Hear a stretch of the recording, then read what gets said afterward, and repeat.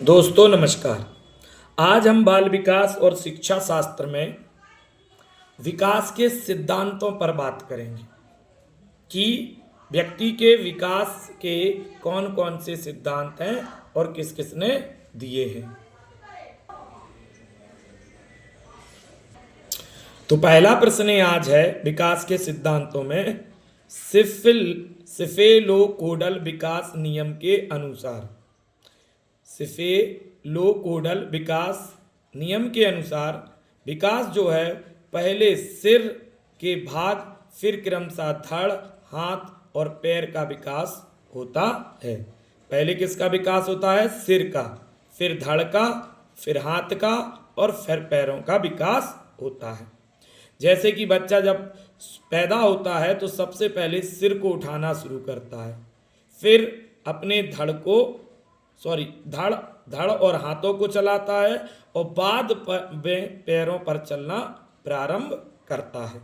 तो सिफेलोकोडल विकास नियम ये कहता है कि पहले सिर का विकास होता है, फिर धड़ और हाथों का होता है और लास्ट में पैरों का विकास होता है।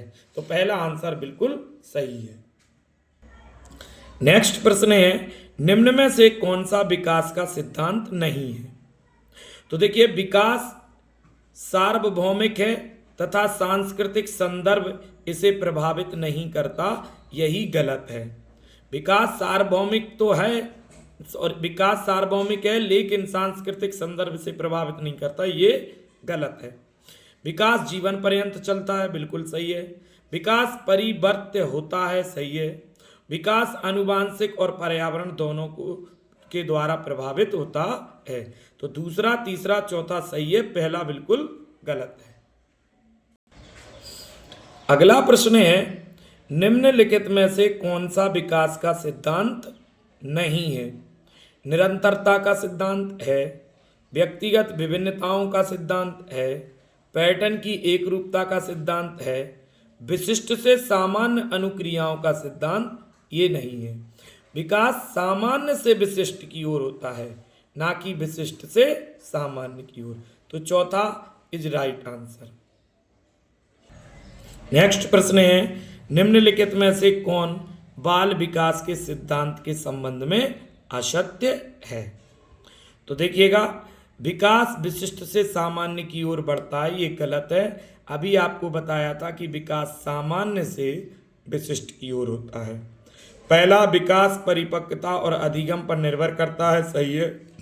विकास सरल से जटिल की ओर बढ़ता है, ये भी सही है। विकास ऊंचे से नीचे की ओर बढ़ता है, ये भी सही है। जबकि विकास विशिष्ट से सामान्य की ओर नहीं, सामान्य से विशिष्ट की ओर होता है। तो यहाँ दूसरा जो ऑप्शन है वो असत्य है।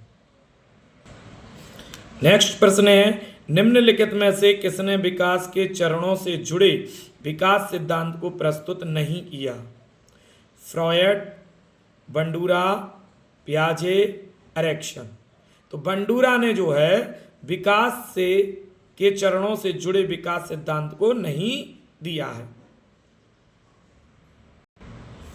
नेक्स्ट है लिखते समय किसी बच्चे द्वारा पेन या पेंसिल को पकड़ने के लिए उंगलियों के उपयोग से पहले अपने पूरे हाथ का उपयोग निम्न में से निरूपित करता है। तो ये आपका जो है प्रैक्सिमोडिस्टल सिद्धांत है। प्रैक्सिमोडिस्टल सिद्धांत क्या कहता है? लिखते समय किसी बच्चे द्वारा पेन या पेंसिल को पकड़ने के लिए उंगलियों के उपयोग से पहले अपने पूरे हाथ का उपयोग करता है वो। यानी कोई पेन छोटा बच्चा पकड़ता है तो पूरे हाथ से पकड़ता है और धीरे धीरे वो उंगलियों से पकड़ना सीख जाता है। ये कौन कहता है? प्रैक्सिमोडिस्टल सिद्धांत। तो चौथा आंसर इज राइट। अगला प्रश्न है मनोलैंगिक विकास सिद्धांत के अनुसार मूल प्रवृत्तियां खाली स्थान में पाई जाती हैं। तो मूल प्रवृत्तियां चेतना में पाई जाती हैं। मनोलैंगिक विकास के सिद्धांत के अनुसार मूल प्रवृत्तियां चेतना में पाई जाती अचेतना में पाई जाती हैं। किस में पाई जाती हैं? अचेतन मन में। मनोलैंगिक विकास सिद्धांत के अनुसार मूल प्रवृत्तियां अचेतन में पाई जाती हैं। पहला answer is right. Next question है, बच्चे के विकास के सिद्धांत को समझना शिक्षक की सहायता करता है। शिक्षार्थियों की विभिन्न अधिगम शैलियों को प्रभावी रूप से संबोधित करने से, शिक्षार्थियों की भिन्न भिन्न अधिगम शैलियों को प्रभावी रूप से संबोधित करने से बच्चों के विकास के सिद्धांत को समझना शिक्षक की सहायता करता है। नेक्स्ट, निम्नलिखित में से कौन सा विकास का सिद्धांत है? तो सभी की विकास दर समान नहीं होती है, ये वाला बिल्कुल सही है, तीसरा ऑप्शन। यह निरंतर चलने वाली प्रक्रिया नहीं है, गलत, निरंतर चलने वाली प्रक्रिया है। विकास की सभी प्रक्रियाएं अंतः संबंधित नहीं है, ये भी गलत है। विकास हमेशा रेखीय होता नहीं, वक्रीय होता है। तो ये पहला आपका जो है, मतलब ये तीसरा जो सही है, सभी की विकास दर समान नहीं होती है, ये बिल्कुल सही है। अगला प्रश्न है, एक बालक पहले पूरे हाथ को, फिर उंगलियों को तथा फिर हाथ और उंगलियों को एक साथ चलाना सीखता है। यह उदाहरण वृद्धि और विकास के किस सिद्धांत को दर्शाता है? एकीकरण के सिद्धांत को। एकीकरण के सिद्धांत को क्या दर्शाता है? पहले पूरे हाथ को, फिर उंगलियों को तथा फिर हाथ और उंगलियों को एक साथ चलाना सीखता है। ये एकीकरण का सिद्धांत है। B is right answer. Next question है, विकास का सिरा पदाभिमुख दिशा सिद्धांत व्याख्या करता है कि विकास इस प्रकार आगे बढ़ता है। तो सिर से पैर, देखिए सिरा पदाभिमुख का मतलब है सिर से पैर की ओर विकास होता है। तीसरा इज राइट आंसर। अगला, निकट दूर सिद्धांत में विकास किस प्रकार है? निकट दूर सिद्धांत में प्रॉक्सिमोडिस्टल सिद्धांत में विकास किस प्रकार है?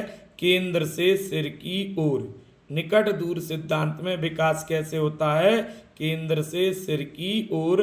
पहला इज राइट आंसर। अगला प्रश्न है, एक बालक जो कि शारीरिक रूप से कमजोर है में संवेगिक सामाजिक एवं मानसिक विकास भी निम्न स्तरीय है। यह उदाहरण विकास के किस सिद्धांत को प्रदर्शित करता है? तो यह है अंतर संबद्धता के सिद्धांत को। अंतर संबद्धता का सिद्धांत ये कहता है कि अगर बालक शारीरिक रूप से कमजोर है तो उसमें संवेगात्मक, सामाजिक और मानसिक विकास भी निम्न स्तर का होता है। नेक्स्ट क्वेश्चन है, मस्तिष्काधोमुखी विकास क्रम में सबसे पहले विकसित होने वाला शरीर का अंग है। तो सबसे पहले विकसित क्या होता है? मस्तिष्काधोभिमुख में मस्तिष्क होता है, सिर होता है। लिखा भी है मस्तिष्काधोमुखी, पहले सिर, फिर धड़, फिर हाथ, धड़ हाथ और फिर पैर। तो पहले क्या होता है? सिर विकसित होता है। चौथा आंसर राइट। नेक्स्ट प्रश्न है, रीढ़ की हड्डी हृदय से पूर्व विकसित होती है। यह निम्न प्रवृत्ति के संचालन के कारण होता है। तो ये होता है प्रॉक्सिमोडिस्टल के कारण। प्रॉक्सिमोडिस्टल के कारण रीढ़ की हड्डी हृदय से पूर्व विकसित होती है, प्रॉक्सिमोडिस्टल के कारण। तीसरा आंसर राइट। चौथा प्रश्न है, एक शिशु को पिता को अन्य पुरुषों से अंतर करने में समय लगता है। एक शिशु को पिता को अन्य पुरुषों से अंतर करने में समय लगता है। विकास का यह दृष्टिकोण निम्न में से किस सिद्धांत के कारण है? तो सामान्य से विशिष्ट। चौथा आंसर इज राइट। नेक्स्ट प्रश्न है, एक पिता अपने 4, 6 और 12 वर्ष की आयु के सभी बच्चों से उम्मीद करता है कि वे एक साथ समान विषय सीखें। यह विकास के किस सिद्धांत का खंडन होगा? तो विकास परिपक्वता और अधिगम पर निर्भर करता है। इस सिद्धांत का ये खंडन होगा। विकास परिपक्वता और अधिगम पर निर्भर करता है। इसका जो है खंडन होगा अगर पिता ये चाहता है कि सभी बच्चे हमारे एक ही विषय सीखें। तीसरा आंसर राइट। नेक्स्ट, निम्नलिखित में से कौन सा विकास का सिद्धांत नहीं है?